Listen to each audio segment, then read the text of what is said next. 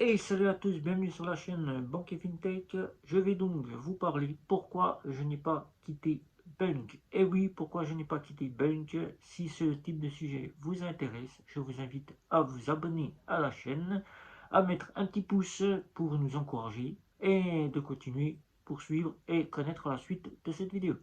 Je suis Guillaume de Banque et FinTech. Je compare, je synthétise et je teste des banques et des FinTech pour que vous puissiez faire des économies sur votre portefeuille bancaire. Dans cette vidéo, je vais donc vous dire pourquoi je n'ai pas quitté Bank. C'est parti. Il y a 2 ans, alors que j'étais déjà en petite guerre avec ma banque traditionnelle, je n'avais plus de j'avais plus envie de vouloir avoir ma banque principale, qui était un compte de banque traditionnelle classique. Je n'étais plus en bon terme avec eux, ça commençait déjà par cela, et je cherchais déjà un moyen de trouver une nouvelle solution bancaire. En ayant fait mes petites recherches, hein, c'est plutôt sur les smartphones, en découvrant des petites vidéos, en découvrant des petites publicités que je me suis découvert les nouvelles fintech néobancaires que je ne connaissais pas et que je ne savais pas que c'était des fintech et des néobanques.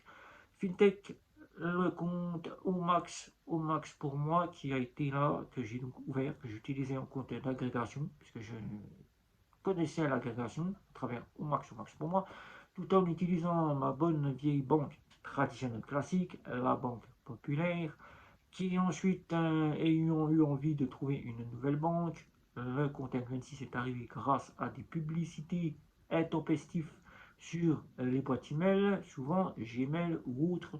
Vous envoyez des publicités pour vous dire ouvrez un compte chez N26. J'ai donc voulu tester cette solution.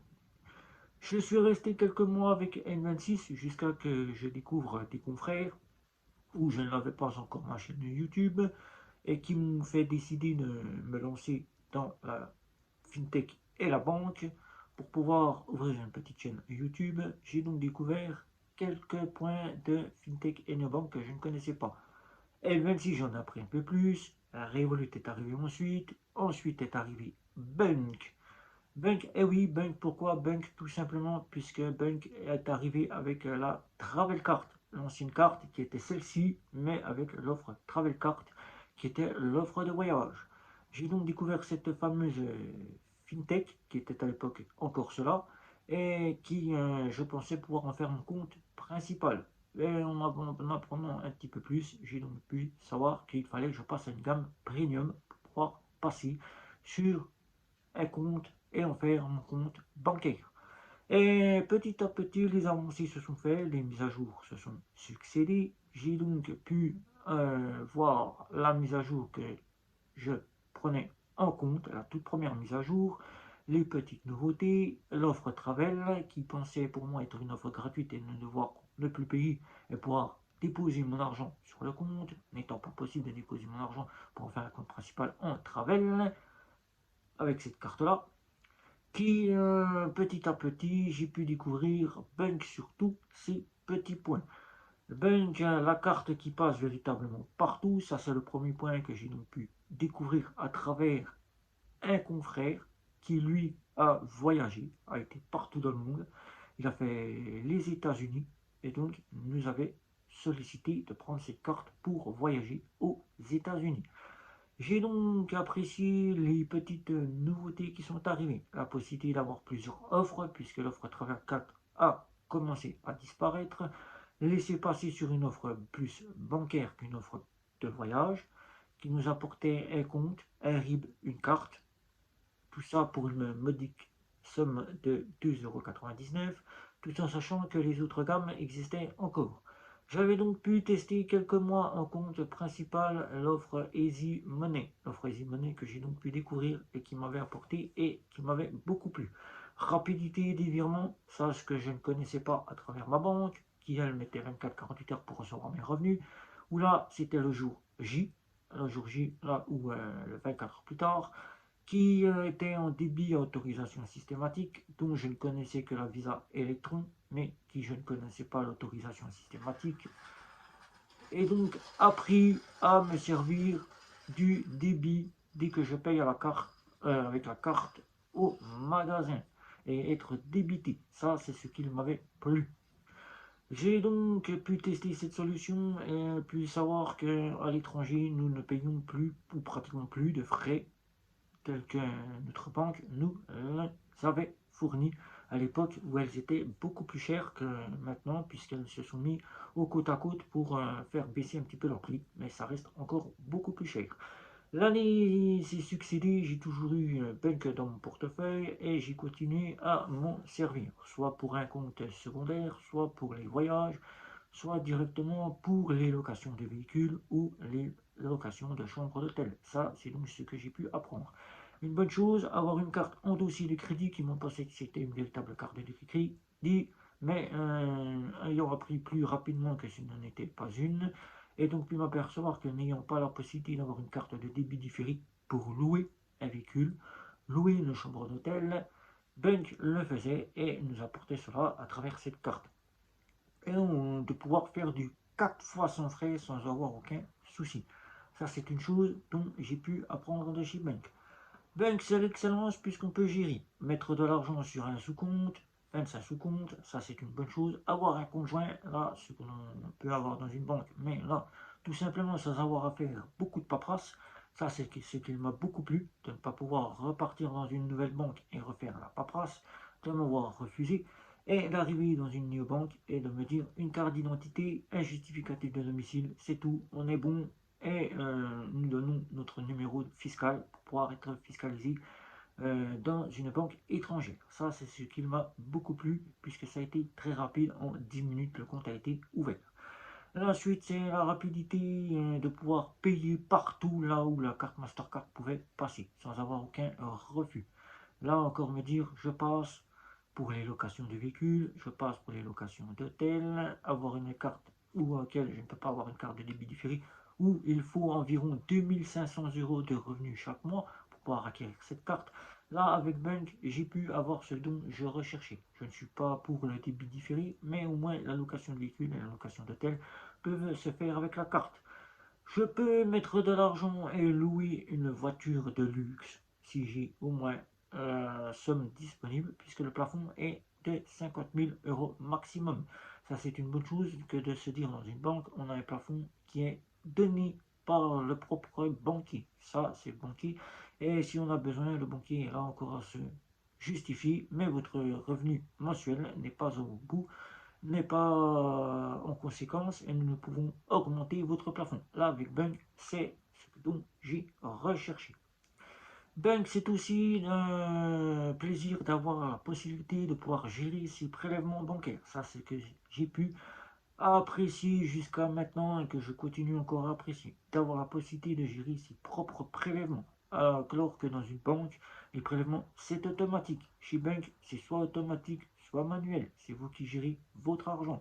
Si par exemple aujourd'hui vous n'avez pas d'argent sur votre compte et que vous n'avez pas mis en automatique le prélèvement, il peut être mis en attente jusqu'à que vous ayez l'argent. Bank vous prévient et vous dit 3 jours avant, c'est la fin, vous devez payer votre facture, votre prélèvement. Et là, si vous n'avez pas payé, vous devez payer. Avant le refus, avant que votre fournisseur électricité, loyer, etc., ne prenne en charge que c'est un refus. Là, c'est une très bonne chose, c'est ce qu'il m'a plu. Le plus, c'est de pouvoir me dire je n'ai plus besoin d'ouvrir un compte si je vais dans une banque à l'étranger. Là, c'est ce qui m'a plu quand je suis parti en Belgique. Refaire la paperasse ne m'a pas été une envie que j'avais dans l'envie d'ouvrir un nouveau compte. Ce qui a été plus rapide, c'est d'avoir Bank et de pouvoir faire accepter un IBAN qui était l'IBAN néerlandais, puisqu'en Belgique, l'IBAN néerlandais est pris en charge. Ça, c'est une très bonne chose.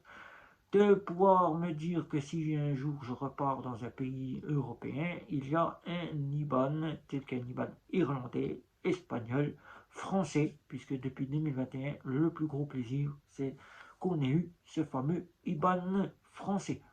On a un IBAN allemand. Si un jour je dois partir en Allemagne, je n'aurai donc pas le besoin de refaire de la paperasse pour ouvrir un compte. J'aurai Bank pour pouvoir avoir cette fameuse IBAN allemand.